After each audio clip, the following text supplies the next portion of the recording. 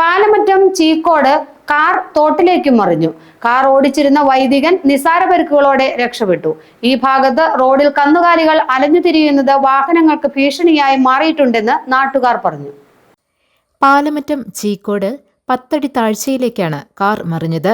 അടിമാലി സ്വദേശിയായ father Roy പോളാണ് car ഓടിച്ചിരുന്നത്. ഓടിക്കൂടിയ നാട്ടുകാർ അദ്ദേഹത്തെ കാറിന് പുറത്തു കടത്തി. നിസാര പരിക്ക് മാത്രമാണ് അദ്ദേഹത്തിനുള്ളത്. പെരിയാർ വാലിയുടെ ക്യാച്ച്മെന്റ് ഏരിയയിൽ വെള്ളമുണ്ടായിരുന്നില്ല. കുറ്റിക്കാട്ടിൽ തങ്ങി നിന്നതിനാലാണ് കാർ തോട്ടിലേക്ക് മറിയാതിരുന്നത്. രാവിലെ 10 മണിയോടെയാണ് സംഭവം. പിന്നീട് ക്രെയിൻ ഉപയോഗിച്ച് കാർ കരക്കെടുത്തു.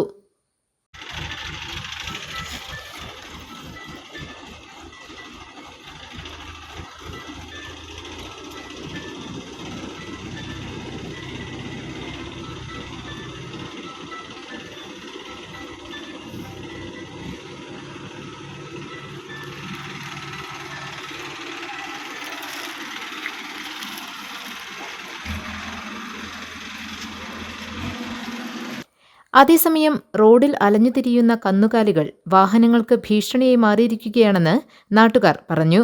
ഉടമസ്ഥർ കന്നുകാലികളെ യഥേഷ്ടം അഴിച്ചുവിട്ടിരിക്കുകയാണ്. കന്നുകാലികളെ പിടിച്ചുകെട്ടണമെന്ന് പഞ്ചായത്ത് അധികൃതർ നേരത്തെ ആവശ്യപ്പെട്ടിരുന്നെങ്കിലും പലരും തയ്യാറായിട്ടില്ല.